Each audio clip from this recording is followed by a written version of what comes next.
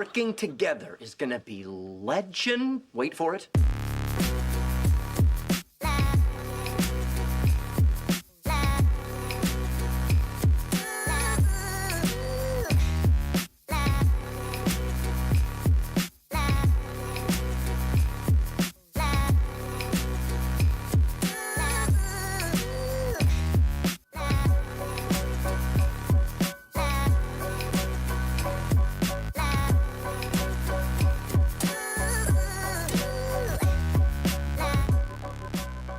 Hello, everybody, and welcome to another episode of Zero Life, a weekly talk show where Barrett and I discuss ongoing affairs in nerd culture. My name is Sean. I already said Barrett's name, so I ruined that. You spoiled it. Spoilers. My name is Barrett.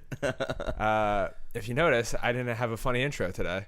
Oh, man. I'm just not funny all the time, guys. It's not a show worth having then. It's over. We're done. I can't do it on command. I can't. I just can't be funny. It's not my thing. It's true. That's why you're not a stand-up comedian. Not yet. Oh, God. What have you been up to this week, Sean? Nothing. Nothing? No. My life's bad, and I just did your nothing. life's not bad. No, I don't know. I felt like I went to the gym a lot, and then I was so tired when I would come home, I would just go to sleep or watch Everybody Hates Chris. Yeah, you've been on that Everybody Hates Chris train lately. It's because it's on Hulu, and it's kind of right up my alley. It's a sitcom. I liked it a lot when it was during airing, but I would never consistently watch it. It was just one of those things. If it was on, I would watch it. Sort of there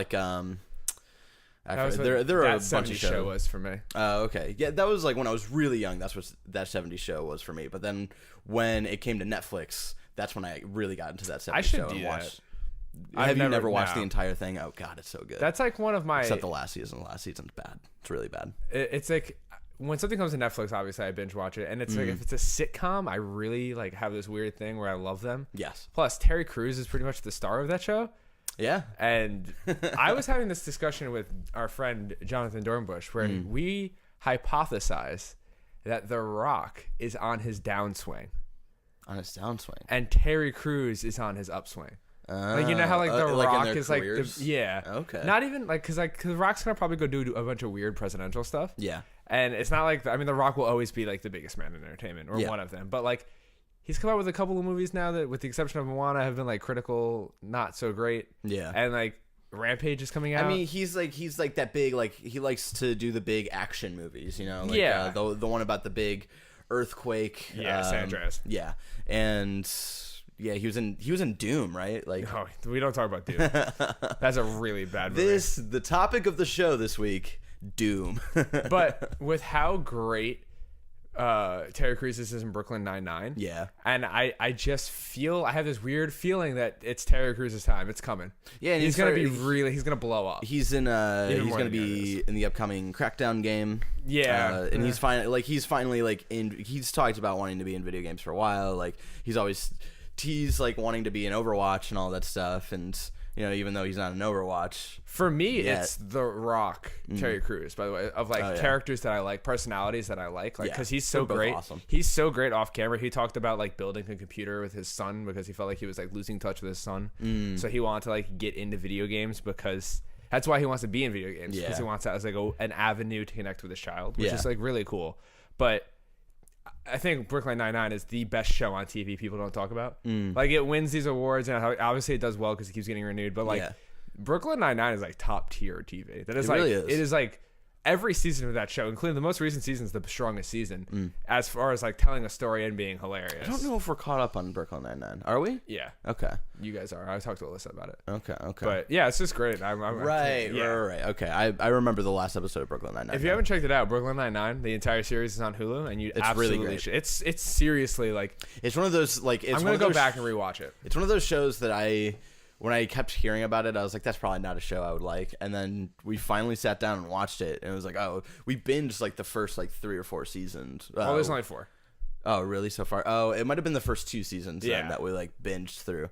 But yeah, that is a very special cast show. is unbelievable. Yeah. I think Terry Crews and Holt are obviously the 2 best characters. Yeah. But that whole cast is amazing. And what's the main guy? What's his name? Andy Samberg. Yeah, it's cool to see him have consistent work, because you always see him in different projects, random different things. So it's cool to see him in something consistent where he can like build a character and whatnot. Yeah, and he does a good job of fleshing out that Jake Peralta character that he plays. Yeah.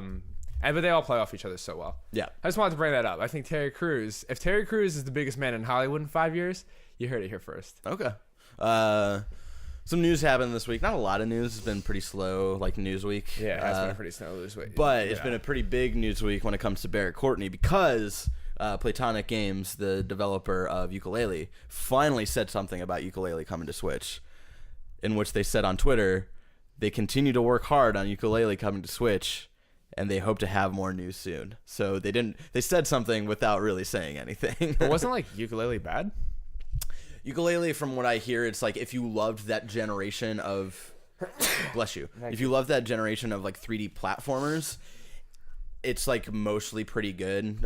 There's only like 5 big worlds, and one of them is not great. So a fifth of the game is not that good. Yeah, which sucks. It's not a bad percentage, actually. It's not, and it's like I love Donkey Kong 64. It's like a running gag of just my life now, of loving that game, of loving just all of those 3D platformers growing up. So like I've needed, like I have that itch like in the last couple of months since Yooka-Laylee came out, or actually since Ratchet and Clank came out, and I was like, oh man, this like is totally bringing back a great wave of sort of 3D platformers, even though Ratchet and Clank isn't as like platformy as these other games, but it brought back that itch, and so I've just been needing it, and I refuse to play Yooka-Laylee anywhere else but on Switch.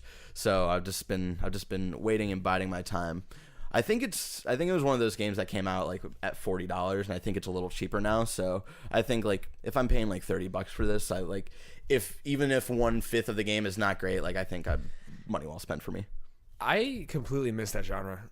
Like I don't like 3D platformers. Well, it's because like you like went totally jumped past that generation and just went into like Metal Gear and stuff. Yeah, and that is what it is. Where like I remember playing Jak and Daxter and being like, yeah, this is cool, I guess, but I could be playing Grand Theft Auto right now. Yeah, and like that is just a better game.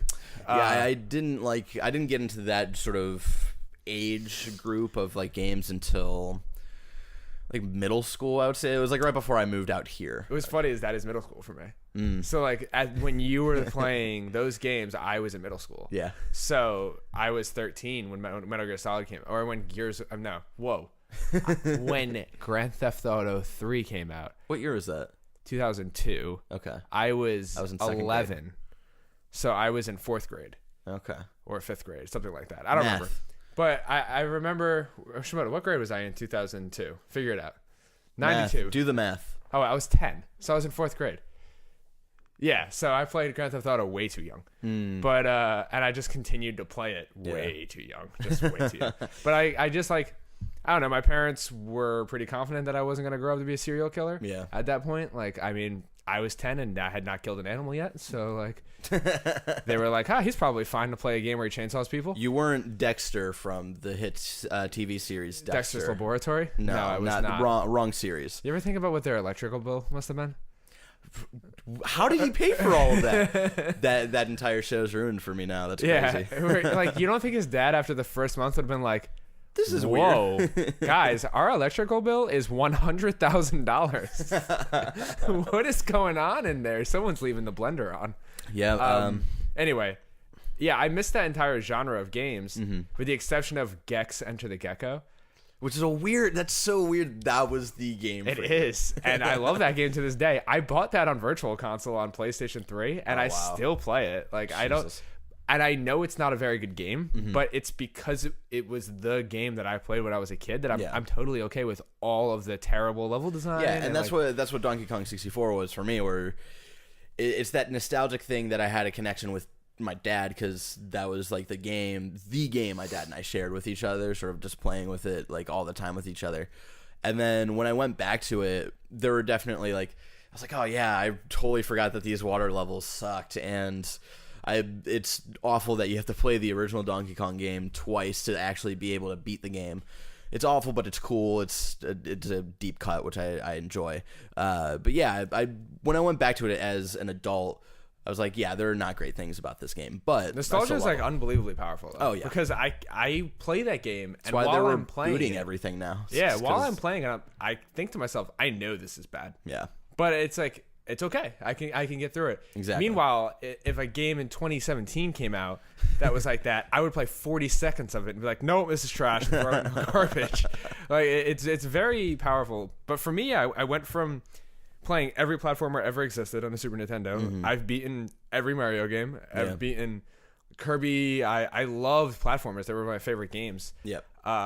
And Super Ghost and Ghouls, which is a platformer. It's an extremely hard. Do you imagine one day when you inevitably do get a Switch, like they're sort of bringing back like the sort of 2D model of platformers? Would you imagine like getting like the new Kirby game? Because it is, even though it's like 3D Kirby animation, it's going to be like that sort of 2D platformer game style. No, because and if a 2D game, like I like Super Meat Boy a lot. Yeah, because it's challenging. It's hard. Yeah. My problem with Nintendo is that they make games for babies. Yeah.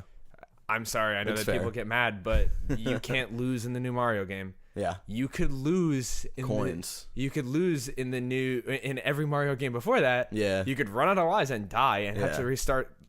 I just don't. Mario 2 was so hard they didn't bring it here. Yeah. You know, like for me, no. But if they came out with a Super Mario game that was challenging and not even to the point where it was hard, just like respected your ability to play video games. Yeah. And like not everything is about exploration. It is interesting like how they totally did a left turn just from Zelda to Mario, because earlier this year we got like a really challenging Zelda game. And that's why I want to play it. Yeah, because it respects like the gamer, right? Yeah, and it's like, hey, maybe after 20 years you've done this before. Yeah. So it is interesting that they sort of skewed way like lower audience, like younger audience for this one. I will probably buy on Virtual Console like Super Mario 3 and Super Mario World. I'm still scared that they haven't talked about Virtual Console like whatsoever. I think after Super Mario comes out, I can imagine like them doing a Nintendo Direct and it's like because here's my next thing. month. I don't think they have anything after that. So what they're going to do is they're going to Donald Trump you. They're going to be talking about this. They're going to make the big thing. World worse. They're going to be talking about this big thing like, oh, they're going to play up Virtual Console, and then hopefully you don't really notice all the bull crap in the background, like the fact that we don't have any games. So they're going to be like, hey, you can play Earthbound. And that'd be cool though. It will be cool, and there's going to be so many games that people are going to feel like are a big deal. Yeah. Because there's a Switch and you can play it on the go. Yeah. So yeah, to have Earthbound or like they're not going to get this, but Chrono Trigger. Yeah. Would be huge. Yeah, it would be really big to have that, and that will be like news, and that will be the only thing in our office people are playing. Yeah. And it will distract people. That would be news outside of just our gamer sphere. Yeah, that would be like, oh, like because of the nostalgia factor. Yeah. So we got a good theme going on here about nostalgia. So that's what I think they're going to do. That's why I think they haven't talked about it at all. Okay. Because they want, and then they're going to release games on Virtual Console as if they're real game announcements and releases and like build up to them. That's a good point. And to be honest, I think they're actually going to give Mario a couple months, because when Mario comes out in October, I think they don't announce Virtual Console until like January. Yeah, to just give Mario breathing room. Well, yeah, because Zelda was so hyped and so big for so long. Mario has to be good. Yeah, I think it will be. Just besides, I literally, because I do agree with you, like the whole not being able to like die and have to restart the game is a little weird. But literally, besides that, everything I've seen about that game like floors me. Yeah, as you can see, why I was devastated when I realized I couldn't. And it's people are like, oh, grow up. No, I can't. Like that is why I play video games. Yeah, that's fair. I at least like to have to worry a little bit. Yeah. Even in the original Mario games, which I would in Super Mario World, you could get 99 lives on the first level. There was like a cheat, not a cheat, but there was like an exploit. And I would do that every time when I was a kid. Yeah. Because I didn't want to ever have to worry about restarting the game. But yeah, it's scary. Like going to like World 8 and then you like mess up and then you have to do it all over again. Yeah. So yeah. Some other small news this week. The Ocho. All right, hijacking the show. So this is a reference from Dodgeball the movie. Okay. ESPN is launching the Ocho for one day on the 8th. It's gonna have, I think, dodgeball and like, I don't know, wrench throwing. Who knows? It's a bold move. We'll see how it works. Cotton. It's a bold strategy, Cotton. Let's see how that plays out for him. I only watched that movie once. What? I thought it was funny, but it's so good. Yeah. If you could dodge a wrench, you could dodge a ball. Then again, like, when I was at the age where that was like amazing. Yeah, Seeing and I that watched movie it was late too. Amazing. Yeah, I watched it late because I remember like my dad and I watched it together, like on DVD. Like we had rented it from Blockbuster. That's a really old sentence. My dad and I got it on the old VHS player. No, we were getting Laser DVDs. discs. Laser discs. Also, Persona 3 and Persona 5 are getting their own like dancing all night games, which is pretty cool. Finally. Andrew Goldfarb was having a field day that day. Andrew Goldfarb hasn't stopped dancing since Persona 2. All right? It's down. That's pretty cool that they're already, like, as someone new to the series, I'm very surprised that they're already doing another iteration of Persona 5, like the universe of Persona 5. Yeah, it's already. almost like you beat the game. Yeah, I haven't beaten that game yet. But I come in here every dang day, and you're in here playing that Crash Bandicoot, trying to get all the boxes while you're riding a tiger on some... I need something mindless to play. Persona's a lot of thinking, and at the end of the day, I just need to not think a little bit. You go through the whole day without thinking. What's a little bit difference? So Persona 5 is already sort of getting like a spin-off game, which is really impressive because I feel like from what I knew, like Persona 4 came out and then it was like years before Persona 4 Dancing All Night came out. So it's like pretty impressive that they're sort of already doing follow-ups to this game. And it makes sense because Persona 5 like definitely like blew up. And probably it would have probably sales. Yeah, and it would be interesting to see how well it would have done if it didn't come out around the time of like Zelda and like because there are a lot of huge games coming out around that time, and even like for a smaller series, I think going up against those big titles, I think it still did pretty well. It definitely did well. Yeah, I wonder if it sold more than Final Fantasy. That's the one I want to know. That's interesting. Yeah. I want to know because it is definitely the better game. Yeah, oh yeah. I mean, undoubtedly. By far. I don't. That's not my genre, but I'm not a dumb guy either.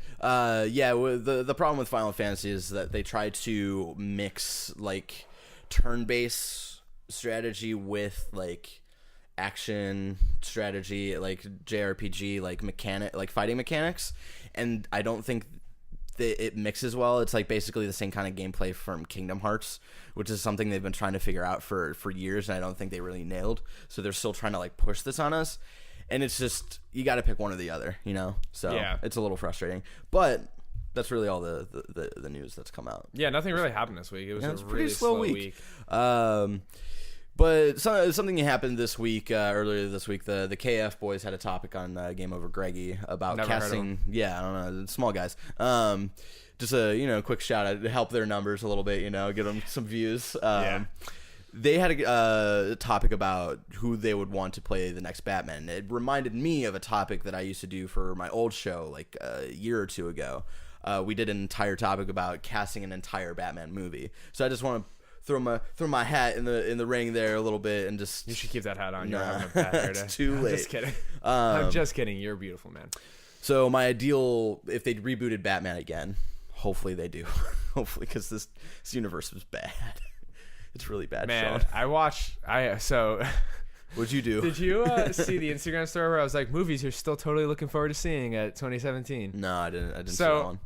It's like, it's me all super high energy. I'm like, and Thor Ragnarok and Kingsman 2. And then it was like, and Justice League is coming out.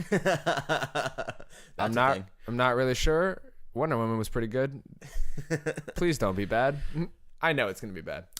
So if we got another reboot, my ideal first Batman movie would be the Idris Elba. Okay. The New 52 0-year storyline. Sort of a different take on like year one. Zack Snyder, right? Scott Snyder, different Snyder. Yes, they're basically no relation. They just both happen to work on Batman stuff. But in this cast, I'm just gonna throw out a couple. I did the entire movie, but I'm just gonna throw a couple out there. For Batman, I would want Finn Wittrock, who was one of these smaller roles in The Big Short. He's also a cameo in La La Land. He's the guy that Emma Stone is on that date with. Oh, that guy is the worst. In that movie, he's the worst. No, he's the worst. Have you seen him? Have you watched The Big Short, though? I'll never have to watch anything with him in him again. Okay. There's only one movie that matters in life, and it's La La Land. Okay. He's great in The Big Short, and the energy he brings in The Big Short, I think he could definitely channel that into a younger Bruce Wayne. If he pulled back maybe like 15%, because he's like really like high energy unlike a Bruce we've ever really seen. It What wouldn't about really... Michael Keaton? You want to get crazy? So I think Finn would definitely, if you had him pull back that energy just a little bit, I think he would make a really good young Bruce.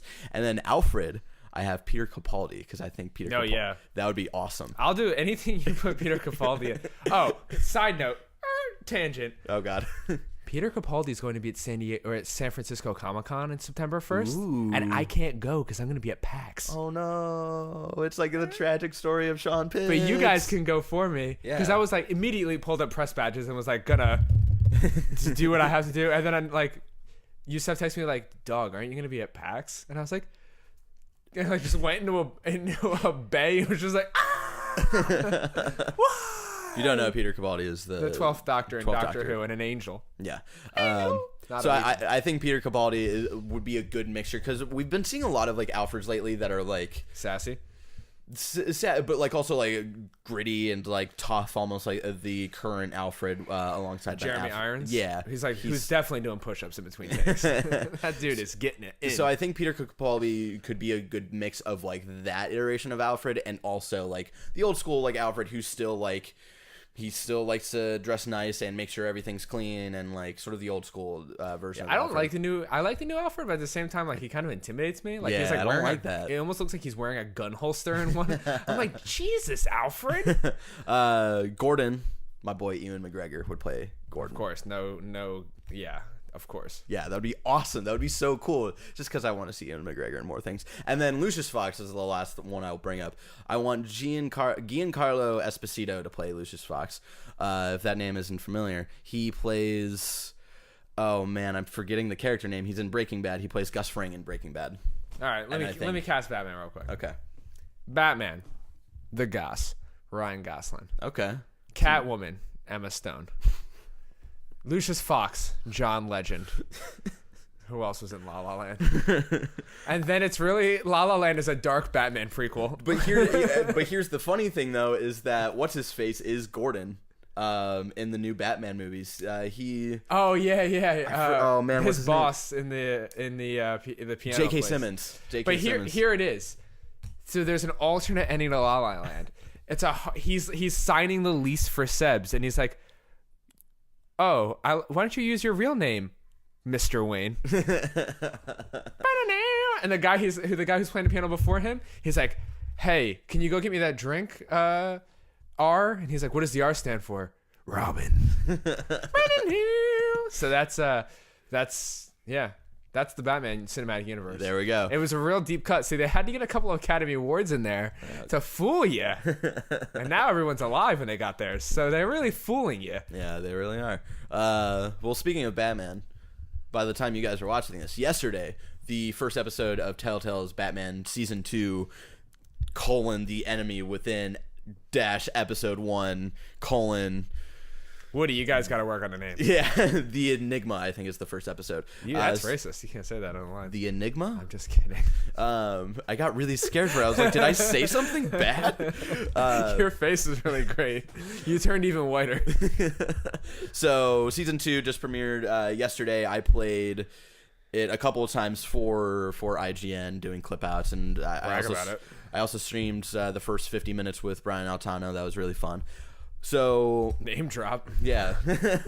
My good friend B. Altano. He was on the phone with B-Tono with Ryan Gosling, and he was just texting Harrison. We're going this out. So just off of this first episode, I feel way better about this series than I did going through season 1. I'm replaying through season 1 right now just to get a little bit caught up there. They brought in just a couple plot points in the first episode of season 2 that I was like, oh, I don't remember that super well. So I'm playing through season 1 again. But season 2, I think is really great. I think it's way better.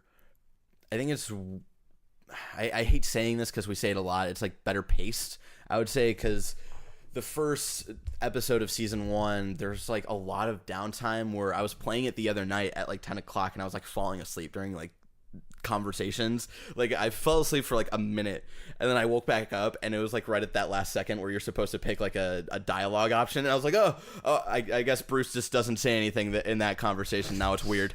But there's nothing. I just like I like to picture like Alfred's like dying or something. He's like, Master Wayne, help me. He's just all right, fine. See who makes your eggs next time. No one, because I'm dead. But I think can stop this. Season 2, the first episode, definitely has my attention the entire time. I think their version of the Riddler is very interesting. Let me guess, it's like his aunt. It's weird. So their version of the Riddler existed before Batman was a thing. Like he was like the original masked villain back in the days of like Thomas Wayne, and he like was rampaging around town, and then he like disappeared forever until this night that we're trying to take down some casino guy, person, whatever. But then they introduce him, and he's like back, and he's reigning terror, and he's actually really intimidating. And I think it's really impressive for Telltale to make the Riddler an intimidating sort of character. I've never thought of Riddler as the sort of actual mastermind of a plan besides Zero Year and Hush. And okay, hold on real quick. Have you seen the animated series? I haven't watched all of the animated series. So it's on Amazon Prime, all of it. Okay. We should binge that. Yeah. In the animated series, the Riddler is the only person to beat Batman. There's an episode where he gets away. Okay. Like, Batman can't stop him, and that's the first time where I was ever like, whoa, the Riddler's a bad dude. Yeah. He outsmarted Batman and got away. And like Batman is like at the end of the episode like, well darn, I didn't get him. Like, that sucks. And like so ever since then, as a kid watching that episode, it registered to me that was like maybe because I always think like Riddler, you always think of as like Jim Carrey. Yeah, because like, you think of Jim Carrey. You think of character. Even the Arkham series. Like they don't really take him seriously. A joke. Yeah. And so, like, I'm glad that they were actually, but like, he's also physically intimidating too. Like his question mark, like cane, is actually a weapon, and in the first like 10 minutes, he cuts a dude's throat open with his cane, and it's like cool. Really great. You're like, oh my god, like this guy is like insane and actually like physically intimidating, can like mess someone up. Like he puts the cane against Batman's throat at one point, and you're like, oh god, I just saw him mess up another dude. Like how are we gonna get out of this one, Batman? The cowl is cane proof. It can move my head. But yeah, I think it's really cool. Like definitely the scene where they find Riddler's sort of secret lair, and they have to go through this entire sort of puzzle to survive all of these sort of death traps that he's laid inside of his lair were really cool and not really thought provoking because it sort of guides you to like solve them, but it's still like in the moment cool to experience. And this is like I'm just quick major spoiler for the end of the episode, so if you want to click it, just silence the video for just a couple of seconds. I think so. Now I'm gonna talk about a spoiler, and then I'll clap my hands again for when we're out of spoilers. So at the end of the episode, you do catch the Riddler, but he teases that he's part of this big team of like other villains, and their version of Joker, which they haven't deemed the Joker yet. His name is John Doe, and he's not at full like Joker yet. He's like sort of crazy, but he acts like he's trying to be sane, and he like is weirdly intrigued by Bruce Wayne and not Batman yet. Like he's very into like being friends with Bruce and all this stuff because they met in season 1 because Bruce got he was put into Arkham Asylum for a bit, so that's how they first meet, is both of them being at Arkham Asylum. And it's a really cool like way to introduce their relationship. And so both of those characters tease that they're part of like this bigger organization. So the end of the episode like teases like major villains coming in for the rest of the season, and I'm really excited to see like who we're getting. They do say Harley and Quinzel like straight up at the end of the episode. Is she like already Harley, or is she the doctor? We don't know yet, because Amanda Waller's in the episode at the end. She's like, because they come in because they've been tracking down the Riddler for like ever and all this stuff, and so like you're sort of butting heads with her the entire episode, and at the end she's like, Riddler's was like in to like get into this organization, and Sinister Six. God, wrong universe. And so And then she's like, yeah, one of them is Harleen Quinzel, and she doesn't really say any other names, but I think it's really cool. And so now I'm going to go out of spoilers. So boom. I think it's just a really cool first episode for the season. And it's the polar opposite of me for the first season, where when I played the first episode of the first season, I was like, I'm not really excited about the rest of the season. I remember talking to you about that. You were not sure how you felt about the backstory of like Batman and his parents. Yeah. But now I've sort of like, now that like that foundation is built and we're sort of building on top of it, like I sort of accepted it and I think it's sort of cool. And now, and now I was that watching you play for a little bit, I thought it was pretty cool. And now like going through season 1 again, it's weird because I don't know how the technical hiccups have improved yet or not, because I played episode 1 of season 2 on PC and it runs really well on PC, but I don't know if that's going to translate to this season on the PS4, because I was playing episode 2 of season 1 the other night and it like was running really bad and it crashed on me at one point. I was like, I hope for consoles that season 2 is actually also like running really well. I don't know if PC had the same problems in the first season, but yeah. Here's the mind-blowing thing for me, by the way. You are literally the biggest Batman fan I know. Yeah. You're one of my best friends, and I know that your love for Batman, and you haven't seen every episode of the animated series. I was too young. Which is, without a doubt, the best iteration of Batman ever. Yeah, that's what I've heard. I can't wait to watch it with you. You've never seen the poker episode? Where all the villains are playing poker together? No. And they're all talking about the time they almost got Batman. Yeah, that does sound familiar. It's like the most famous Batman episode. See, ever. I was too young for animated series. Oh, God, dude, you're so. This is like someone saying like when I was cognizant, I was watching Beyond. Yeah, that's the next step. Yeah, that's like the next series. that was my series as a kid. It wasn't the animated series. This is like so exciting. So like, I'm buying a big TV soon for my room. We have to watch. We can like live tweet. This is like seriously unbelievable. I remember the first the Christmas. First couple, yeah. Like I mean, like Christmas but it episode gets with so Man-Bat. good, and then like Batman and Robin, and then Nightwing. Like, it gets so good. It's the best. This is such an iconic. We were talking about this because the 20th anniversary for this is coming up this year. Yep. And that makes sense because you're 21. So 22. Sorry. So like talking about this with all the editors and like hearing what they thought about it, and this is the staple of Batman for pretty much our generation, like my generation at least, where it was still like I understand it, like for that time it was still. I'm not griefing you, by the way. No, I know, but it was that one thing that still made Batman cool, even with the nothing else, even with the Schumacher movies, because you could always go back. I mean, this is the series that invented Harley Quinn, and this is the Joker. Like, this is Mark Hamill is the Joker. Like, it is so exciting to me now to hear this, because like, God, what a treat you're in for. This is like, I can't even think of what this is like. Like, this not is like knowing like this is like someone being like, that's like. Does it have a good ending? Does it end well?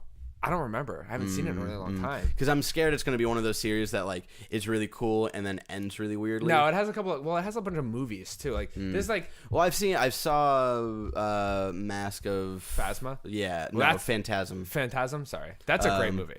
And also they're like, I don't think it was actually like that one was actually in theaters, but the Red Hood, Mr. Freeze. Oh yeah, was like it was. I think it was like direct to video. Home video. That's a 3-part episode. Yeah, is how I saw it. I remember that.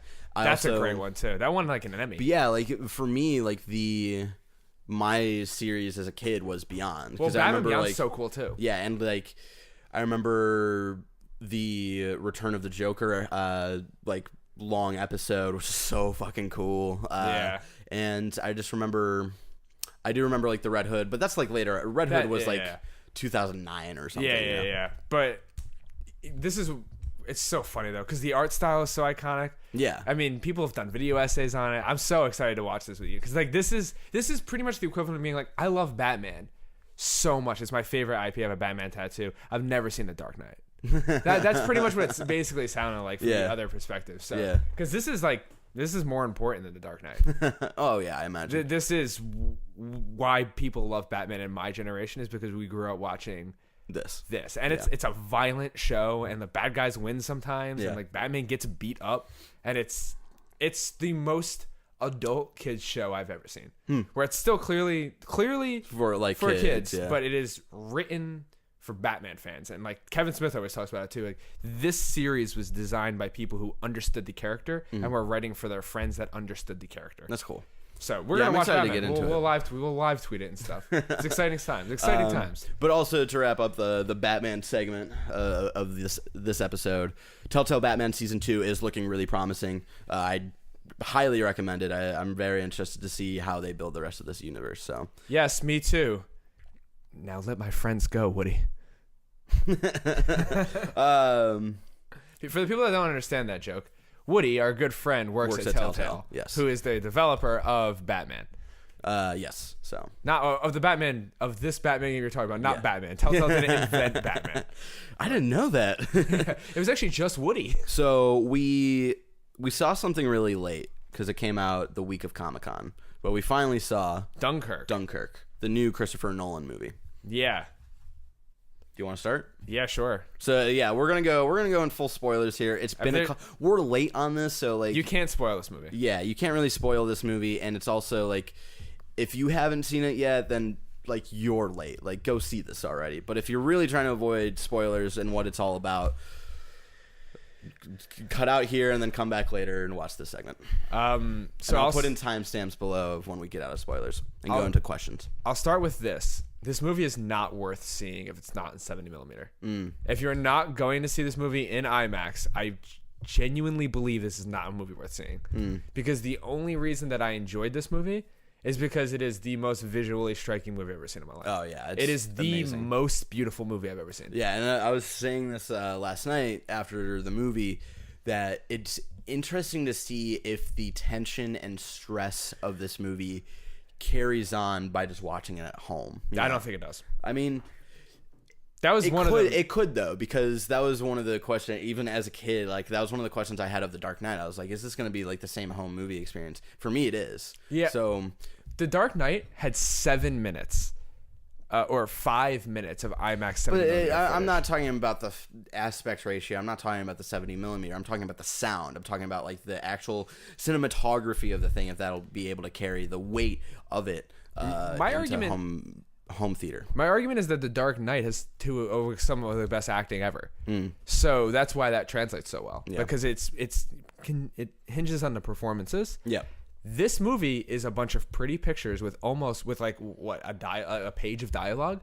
More than a page, but it's still. But realistically, like 20 pages of dialogue, maybe. It's very short, and it was like to the point. I read a headline that said that Christopher Nolan almost didn't use a script for this movie, which is fascinating. I could have starred in this movie. Well, I mean, yeah, I could have. I'm terrified of drowning. You guys, so. Watching this movie, I tweet about this. My worst fear, I talk about this with Alyssa all the time, is drowning. Yeah. And definitely my worst fear is drowning in the ocean. Yeah. Because the ocean is literally... But what if the ocean was on fire? Yeah. Yeah. The ocean is literally this, in my mind, that's literally the scene that happens. Scariest thing in the world. Yeah. It is just this endless... Just this endless blue goo that you can't stand on. Yeah. And you fall in and then you can't breathe. Yeah. I was actually watching a fascinating Facebook video about how deep the ocean is. Really cool. Really, really cool. Just horrifying. Yeah, no, I don't want to watch that. So this is basically a movie about guys almost drowning in the ocean. And then they escape, and then they almost drown in the ocean again for an hour and a half. So every time I was like there's a scene where a plane crashes, and he's in a cockpit. And his window won't open. And his window won't open. Oh, my God. And I don't know if I've ever wanted to throw up in a movie so bad in my life. I was like, God, just... And then, like, he's, like, trying to hit it with his gun. And I was like, this guy's being way more calm than I would have been. I'm like, ah! I would have actually just fainted. I would have hit the water and been like... You would have like, and then just passed out. Like, it was so much anxiety watching the movie. But I want to talk about some of the things that makes this movie really special, and then we can get into some nitty gritty. I think the editing of this movie, and not just like cinematography and cuts and all that, I just think the way they structure this story is fascinating. Oh yeah, it's really weird. The first scene, is like where they're like running down the town, and only one of them survives, and that's sort of like the main kid that you follow throughout the movie. And he gets to the Dunkirk beach, and then it shows up like a number one, the mole, 1 week, and like that's like on screen for a couple seconds. And for a little bit, I was like, have they been there for 1 week? Are we counting down to 1 week? What's going on? What does the mole mean? Yeah. Well, the mole is like the mole is like what they call that little station. But I didn't know that. Oh, okay. But the whole like 1 week thing, I was like, okay, are we counting up from like an event, or are we counting down to an event? And I was trying to figure out like for a good like half of the movie. And then you get to the second, like there are three main storylines. You have the kid who's literally just trying to survive. Then you have the second boat. the family boat, where the family is coming to like help get all of the men off of the beach, and they go there and it's a day. It's like 1 day. And then you get up to the plane where Tom Hardy is like one of the Air Force for England, and it says 1 hour. So it's like, again, are we counting up or down? Like, what's going on? And it's this scene where Cillian Murphy is like telling the kids to get off the boat. I was like, okay, we're counting down to something. We're counting down to like them coming together. And I just thought that was really cool, like how they sort of paced each story out to sort of slowly bring all of these narratives together. And it was really well done. It really, that is really cool. And I was really confused. Oh yeah, because I picked up on it about halfway through the movie. Yeah, again, like that's like where everybody I think puts it together. Yeah, it's like when you clearly see Cillian Murphy not all like wet and like drowned and stuff. That's where it is. But when I've talked to people who did not put that together, and they were just horrifyingly confused for the entire movie. Oh man. And if you don't, I mean, I don't know if it's one of those things. Like, because I think he does that on purpose, because I think the main theme of this movie, and I think this is just straight up without a doubt, I think the coolest war movie, because I think it depicts war the better than any other war movie, because it's not like Saving Private Ryan where they're like all heroes and they saved the guy at the end and he got to live for so long. It's a movie. Yeah, exactly. This is almost not a movie. This is almost not a movie. Like, this depicts the randomness and just craziness and the stress of war. And so I think Nolan did that, sort of editing those narratives that way on purpose to make it feel confusing, because war is very confusing when you're in the thick of it, when you're just trying to get out. It is a movie about survival. Yeah. And it's also a movie where nobody has a name. Yeah, and no I thought characters that, like, in the movie have a name, which is the very one kid named George. Oh yeah, we'll talk about George later, because I do want to talk about that storyline. That is fascinating to me, that the civilians have names. Yeah, but the soldiers don't. But I feel like even the both boys have names, and the father has a name. Yeah, but yeah, it was like, you don't really know anybody's name who's actually like in the war. I think like Kenneth Branagh's character's name. I think they say that at one point. But it's also like when he comes in the beginning of the movie, he's like gets in line to get in a boat, and they're like officers only. Yeah, and they like kick him out, and then there's just so many moments where it's this kid is just a kid. Yeah, and in the greatest, most horrifying. This is borderline, in my opinion, and I'm not being extreme, borderline a horror movie. Yeah. When I'm watching it, it was so tense and it made me feel ill. Yeah. Because I said this jokingly to Marty, but I was like, man, I made a great career choice.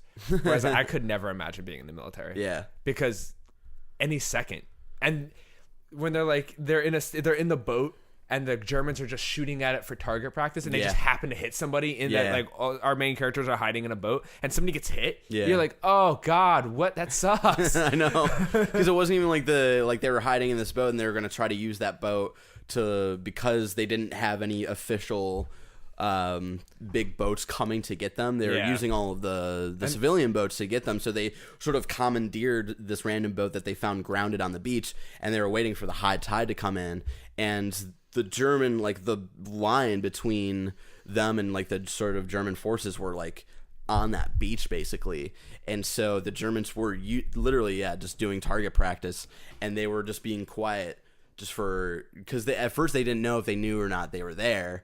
And then one of the characters points out, like, look at the grouping, it's target practice. It is so cool. It is seriously the most beautiful movie I've ever seen. Like, I can't stress enough, go see it in 70mm. I sound So here's the thing. I hate IMAX too, and I thought it was really You hate cool. IMAX? Yeah. Oh, I didn't know you actually hated IMAX. Yeah. I think IMAX is like anytime a movie can be in IMAX, I want to see it in IMAX. It's just so big. That's why you sit in the back like we did. Yeah, I know. My whole thing with IMAX is, and I haven't cursed all show. Yeah. But when everybody's like, you have to see it and blah blah blah blah, I'm always like, you sound like a pretentious douchebag, and you do. But you know what?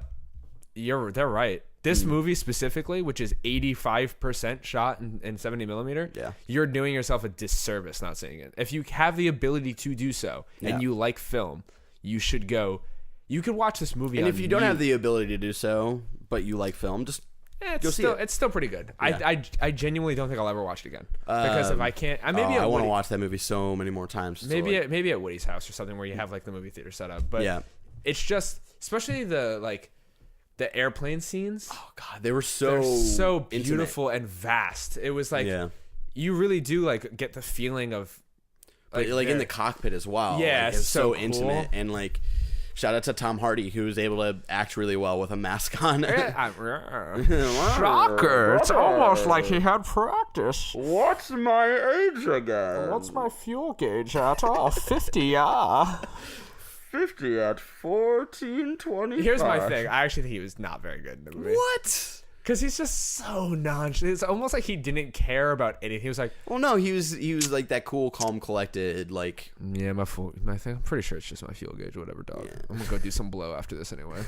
Like he was just like that. He knew he had a job, and he almost like doesn't do it near the end because he starts flying away at that one point. Yeah, and then he finally comes. He saves back everybody. But it is like it's a very and like that whole build up to that moment. So there's a moment at the end of the movie where everybody's like leaving, the civilian boats are there, and the reason they had to use civilian boats is because the destroyers couldn't get close enough to the sea. Because they kept like bombing. They kept bombing them. The German Air Force kept coming in and bombing all the. They didn't want to waste. Germans didn't want to waste tanks when they could just easily bomb the ships as they floated away. Yeah. And if a ship got bombed in the harbor, it would have blocked the harbor, and they would not have been able to be rescued. Yep. Which is why they pushed that boat off. There's a boat that sinks in the beginning of the movie that is like too close, and they push it off and just let everybody on the boat die. Yeah, because it's like, sacrifice 10,000 people to save 300,000 people. Yeah, and it's cool because like at the beginning of the movie, like the generals are talking, and Churchill's like,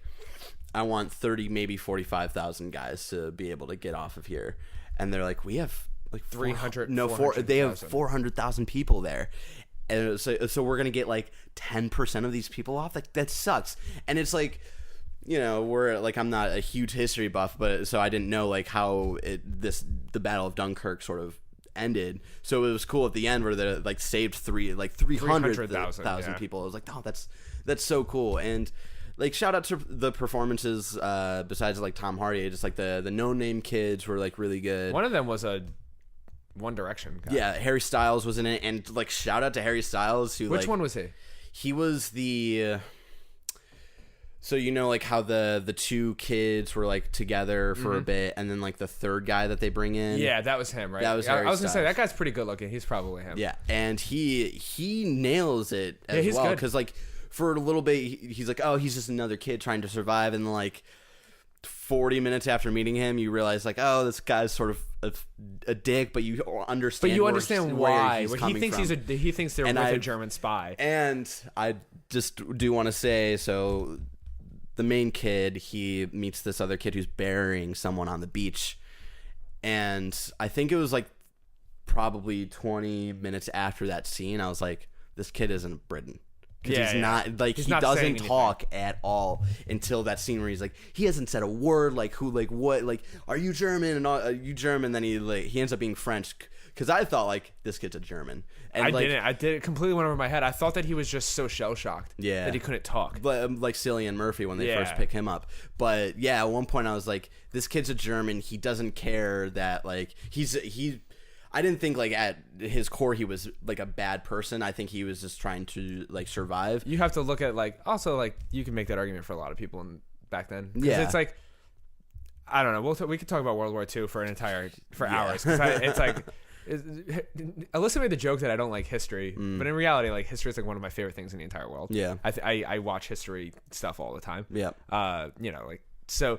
Yeah, he's probably wasn't a bad guy, but he turns out to be French, and he has my favorite scene in the movie when they originally get loaded onto the destroyer, the second destroyer, and he doesn't go downstairs. Yeah, because I knew exactly why he did that. As soon as he stepped over, I was like, that's what I would do. Yeah, if I was just in 2 boats that sunk, and I knew that there's a chance that this boat was going to sink.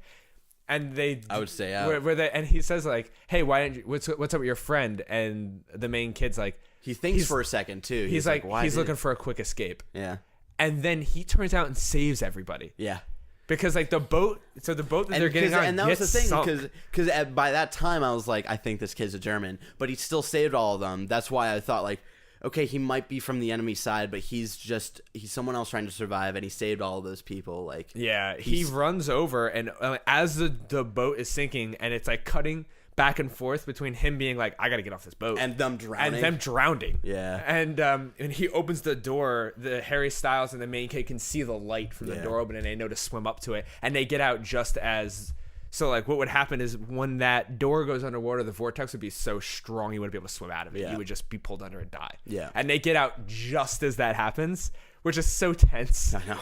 And, yeah, he saves them. And then I was like, all right, this kid. That's when I was like, this kid, I don't know what the deal is, but he's not a bad guy. Yeah. But that scene is one of my favorite scenes because it would have been so easy for him to just jump off the boat. Yep. And that's what everybody else was doing. He had the mindset to go open the door and save everybody. So yeah, I feel like everybody's story is really cool, very tense the entire time. I'm actually glad this movie wasn't any longer than it was. No, it was. Because I remember we talked about this in an earlier episode where we were like concerned that it was under 2 hours and all this stuff. But I think like it's less than 2 hours and it feels like 4 just because of how tense it is. Yeah. The one storyline that I wasn't like that. I was whatever about it is George's storyline. Yeah, it's a little where weird. He randomly gets on the family's boat last second to help out. It's not even his family's boat. Yeah, it's like the guy he works for basically. Yeah. And he's like, "Oh, I can be useful and stuff." And then Cillian Murphy like hits him, like elbows him in the head, and he falls down the stairs and starts bleeding out of his head to the point where like he can't see anymore, and then he sort of just dies. Like I felt like that storyline was like really unnecessary. Yeah, it was kind of a way. And it was like really weird at the end, where it's like I couldn't help like chuckle a little bit at the end because he was saying like while he was dying like, oh, like I could be in the papers of like, you know, because like I couldn't, like my parents told me I couldn't amount to anything and that I'm not doing anything in schools. Like maybe I could be like a kid in the paper that like helped out with this, you know. But one, he didn't help out literally with anything. All he did was literally take up space when they finally get all the soldiers on their boat, and then because he's dead at that point. And at the end where they put him in the paper, it's like local hero boy at Dunkirk. And it's like he did nothing. Y'all just lied. Yeah, it was like, really weird. That is a weird storyline because I think if you take him out, it doesn't like, change anything. It doesn't because Cillian Murphy doesn't even know he kills him until the very end of the movie, and then they don't do anything with that information. Yeah, because because Cillian Murphy is so messed up because he asks like, "Hey, is that kid gonna be okay?" And the first time the blonde kid says, "No, he's not." And he forgets he asked the question earlier because he asks it again, like, "Hey, is that kid okay?" And it's already like after he died, and the blonde kid's like, "Yeah, he'll be fine." And then at the end, Cillian Murphy sees them the like stretcher with the kid, and they don't do anything with it. Yeah, I'm like, all right, well, here's the whole like Cillian Murphy's gonna feel terrible part, but like. He literally like. But he was an accident. He didn't mean to kill him. Yeah, no, I do love that storyline. Yeah, I don't like the George part of it, but like I love the like from Cillian's side, and I love the father. Oh, where it's like they reveal why that, like, does he want to go? Because it's the Navy driving everybody's ship except for that one. Yeah, and he wants to because his son died. Yeah, his son died in the first like 3 weeks of the war. He also personally went through World War I as well. So it was like he like wanted to do everything he could to save people that, you know, to make up for the person he couldn't save, and that was really cool.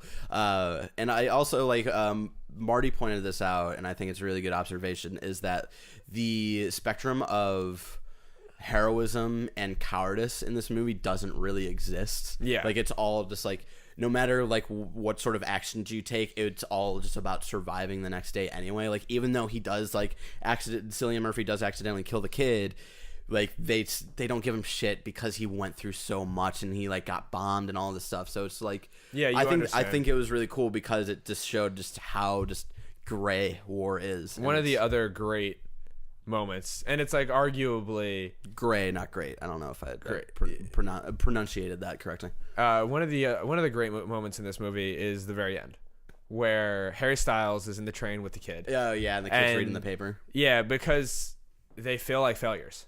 Yeah, they lost Dunkirk. They were beaten by the German army. Beat them. Yeah, and this is a point of the war. I'm fairly certain Dunkirk happens before the Battle of Britain because they withdraw from France after it's taken by the Germans. Mm-hmm. And the Battle of Britain is where Britain kind of like turns around. Yeah. Like, don't get me wrong, they get their absolute crap bombed out of them, and they let hundreds of thousands of people die. For the people who are like, where were the American soldiers in this movie? This happened. That we haven't. We weren't there yet. That wasn't there yet. Because we were talking about that last night. It's like, oh man, I can't wait for people to be like, why didn't America help out? It's like because they haven't bombed Pearl Harbor yet. We were World doing War everything. II happened for a while. We were doing everything in our power to stay out of that war. Yeah. But there's this like, so the Battle of Britain is an amazing moment in history where all of Europe has been taken over by Germany except for Britain, and they don't invade them. They just bomb the crap out of them, and Britain does not surrender. Yeah, that's like the thing where it's like, I don't know. There's just something beautiful about that, where like Britain is the only, like they're surrounded on all sides, and Britain's just like, no. I remember if you want to take this country, you're gonna have to land. They've depicted that sort of era of that war like in a bunch of different things. Oh yeah, like, of course. I think one of the Doctor Who episodes is based around that event, and I think like the first season 5, episode 3. Jesus, the line "The Witch in the Wardrobe." The kids like before they go over to the. I don't know how they're related to that dude who owns the big mansion. I don't know why they end up going there. But at the beginning, when they're with their family and stuff, like they're in the middle of getting bombed. So I saw there's 2 episodes that do that in Doctor Who. Yeah, you see, Jesus, I made it all pretty this week, and you just knocked everything Unless down. Are we still in frame? Is everything okay? But yeah, Winston Churchill is in a couple of Doctor Who episodes. Yeah, it's a really shout out to that guy who plays Winston Churchill in Doctor Who. Oh yeah, he's great. But my whole point of this is that this is a point in the war where nothing is going right. Yeah. And it looks like Germany is unstoppable. Yeah. Because they have now taken all of the mainland of Europe, and it is just England. Yeah. And it's so beautiful that like he is sitting here and he's like, we failed. Yeah. And he reads the paper, and the people are like cheering when they come back because like they survived. And in war sometimes that's a win. Like just getting to the next day is a win. They talk to that old man for a second where he's like, hey, like congratulations, and he's like, we lost, and he's like, hey, you survived, that's all you need, you know? And you know they can live to fight another day, and now it's like we have our whole army home. Crazy thing too is just like, okay, they survived this, but like in reality, like they're going out to another battle probably soon. Yeah, like that's like they don't really address that, but that was something in the back of my mind at the end of that where it was just like, yeah, they're gonna be sent out again soon, and gonna have to like deal with similar situations soon, and it's just like it's that never-ending process until the war itself ends. But it's just crazy. Yeah, it's just like that is such a great moment for me, and it's like there's like little things about the movie I don't like. Like I don't like how Tom Hardy didn't eject at the end of the movie, and I don't know why he just let himself die. But we were talking about that too last night. Like both of the main pilot dudes. The first pilot we figured didn't eject because he was probably killed. Well, no, he looks down at the water for a bit and then closes his window, so we think he was afraid to swim, and so that's why he doesn't eject away from his plane. Oh, yeah. And then, because he does notice the boat as well, he's like, oh, that boat can save me. I'll just land and sort of just sit here for a bit. But then when he lands, he can't open his window, and it's a really stressful 3 minutes. And then, I forget, our friend Yusuf was able to describe well why Tom Hardy didn't eject at first either. I forgot what his reasoning was. But yeah, that was another confusing thing where I was like, why didn't he eject? Because when he lands at the end, he gets taken prisoner, and it's like, oh, that sucks. I mean, there's a great moment where like the entire movie when the German bombers come in, it's always like, oh, we're screwed, and then there's Tom Hardy saves it right at the last scene, because at that every scene before that they built up to where like, a whole bunch of people are gonna die. They're gonna bomb all the civilian ships, and like this is right after like the civilian ships come in, and all the army like cheers. Yeah, that's like the civilians are the heroes. And it was such like an unexpected turn because all of Tom Hardy's plot basically throughout the movie is that he's losing gas, and his gas gauge got broken, so he doesn't know how much he has left, and at that point the gas is gone. Yeah, he's just literally cruising. So it's so cool. It is a good movie. Yes. It's a fantastic movie. I think it's definitely worth seeing in 70mm. I still don't know if it's worth seeing without it. I would say, just off of the experience, I would say that's probably like top 3 or 4 of my Nolan movies, like favorite Nolan movies. We should rank them another day. Yeah, we're going long today. Yeah, not too long, but we should wrap up. We have some viewer questions. We do. Barrett, why don't you get over to those viewer questions? I'll fill air. Fill. Sorry. That's a weird I don't have a lot. Tom Hardy is like not that great in this movie, but he kind of is. I don't know. All right, so that was our Dunkirk talk. Go see Dunkirk if you haven't already. You're really late if you haven't seen it because we saw it late. Yeah. We don't have a lot of questions this week, but we do have a couple. Ben Bellevue at Mr_BentoBox asks, he says, you went to the Hamilton rap party for SF, and I need details. So you got to go to the rap party of the SF Hamilton cast last night. So how was that? #blessed. So shout out to some of my friends who were, I was fortunate enough to go with. Yusuf was there. Yeah. A couple of my friends were there. Yeah. It was amazing. I got a chance to talk to my Hamilton, the guy who played Hamilton at my show, and his name's Ryan. Okay. Ryan Alvarado, I think his name is. Okay. Unbelievably kind dude. I really hit it off with the guy who plays Hercules Mulligan, who is just one of the most genuinely nice people I've ever met in my life. And we had a whole discussion about how Hercules Mulligan has like one of the greatest parts in the play, and like how he was like, it's like I knew I had to bring it because when he comes out in Yorktown, it's so cool. There's few moments. Like the get hyped moment. Yeah, it is, and like he does that really well, and so it was cool talking to him about that and like how he went to Skywalker Ranch and was like fortunate enough to see like the archives. They like let him into the archives, which is so really cool. We were just talking about SF, and he's going down to LA now, and it was cool. It was. I mean, I saw Angelica, the girl who plays Angelica, Emmy, up close. I didn't talk to her because she was like kind of like busy the whole time and then left. I was watching the Hamilton cast play Just Dance. Oh, that's cool. I saw that Instagram story. Hilarious. Aaron Burr was killing it. Nice. With the backup dancers. He was incredibly kind too. I mean, they're just like, these are really great people. I cannot stress enough, if you live in LA, go see Hamilton. Yeah. Because not only is it an amazing show, but these people are really great. They're great people. I'll be flying down to go catch another showing probably at the end of the year. Ryan Santilli, my boy, at Ryan Santilli asks, how is the new place suiting you guys?